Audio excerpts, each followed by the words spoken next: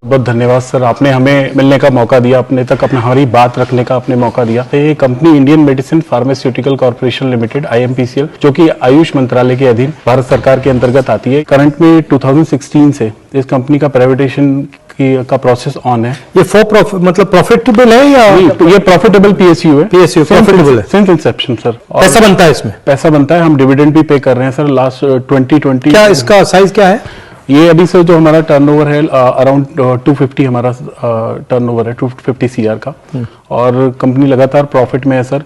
हमारे कितने लोग काम करते हैं इसमें? हमारी कंपनी में लगभग 100 से ज्यादा डायरेक्ट एम्प्लॉइज हैं, हमारे एम्प्लॉय काम करते हैं, 350 लेबर है और लगभग 5000 लोग किसान हमसे जुड़े हुए हैं। हमारे ऊपर जिनकी रोजी रोटी चलती है वो हमें गौमूत्र, कंडा, बहुत तरीके की जड़ी बूटियां जो वो कलेक्शन करते हैं फॉरेस्ट से वो देते हैं, और उसके बाद हम उन्हें आगे प्रोसेस करके मेडिसिन बनाते हैं। अभी मिनिस्ट्री ऑफ आयुष की एक लौती कंपनी है जो प्रॉफिटेबल है, PSU है, और आज ये कंपनी का डिसइन्वेस्टमेंट हो रहा है, सेकंड स्टेज बिडिंग में आ गई है।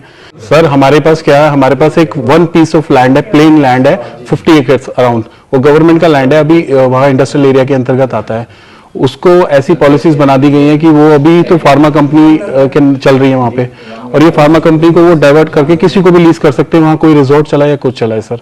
क्या चाहते हैं हम, क्या करें, पार्लियामेंट में रेज करें? सर आप अपनी जो आपकी एक वॉइस है sir, loud and clear voice में जो अपनी बात रखते हैं सर, वैसे सिर्फ हमारी इस बात को एक बार प्रधानमंत्री जी को बोलिए। हम तो उनको लेटर लिखते लिखते थक गए, शायद आपकी बात सुनेंगे और एक बार इसको रिकंसिडरेशन में डालेंगे। आप कह रहे थे कि किसी की आंख जमीन पे है, तो प्राइवेट या बंद करना चाह रहे हैं और फिर उस जमीन को बेचना चाह रहे हैं, कुछ आइडिया है आपको कि उनकी क्या, उनका योजना क्या है? वेरी फर्स्ट टाइम जब इसका कंपनी का ये डिसाइड हुआ 2017 में कि इस कंपनी को प्राइवेटाइजेशन किया जाएगा, उसके बाद 2019 में पहली बार इसका बिड पब्लिश हुआ, EOI पब्लिश हुआ। तो EOI पब्लिश होने के बाद उसमें कुछ बिडर्स थे तो वो बैकआउट कर गए, कुछ वहां पर इश्यूज थे वाटर के एंड ऑल, तो वो बैकआउट कर गए। उसके बाद अक्टूबर 2023 में दोबारा से इसको जो और एसेट्स लैंड है और फैक्ट्री है, लैंड है पर वो लीज पे है सर, लैंड इंडस्ट्रियल एरिया का लैंड है, वो हमारे पास लीज पर है। बाकी ऐसे 100 ईयर लीज।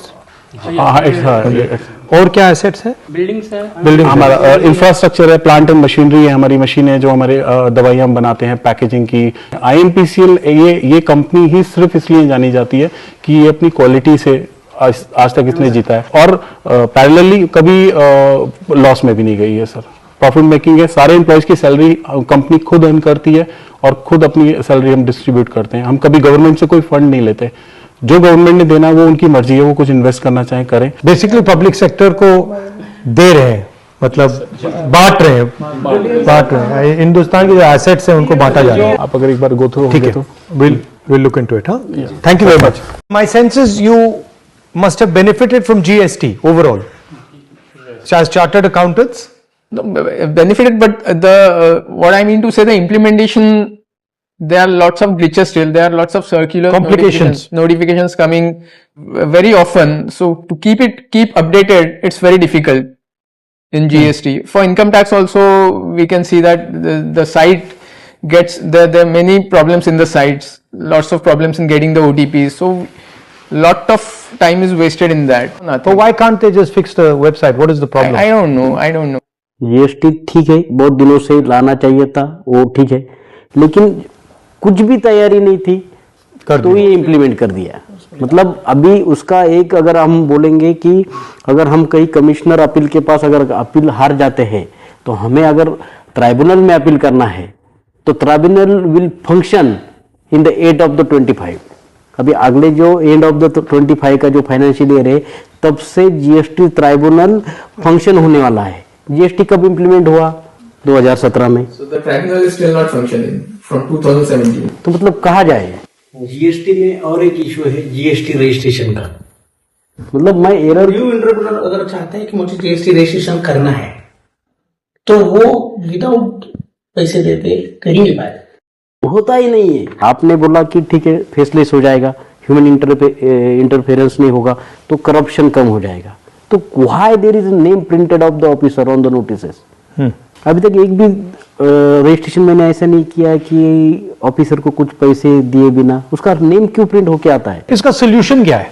इसका सॉल्यूशन सर ऐसा है कि जो स्टार्टिंग में प्रोमिसेस किए थे ना जिस तरीके से, उसी तरीके से काम होना चाहिए। एक्चुअली ग्राउंड का रियलिटी नहीं मालूम एज अ चार्टर्ड अकाउंटेंट, और वो जो लोग हैं जो सारी सिस्टम में संस्था में बैठे हैं वो लोग हमसे कोई राह नहीं लेते, कनेक्शन नहीं है, कोई कनेक्शन नहीं है।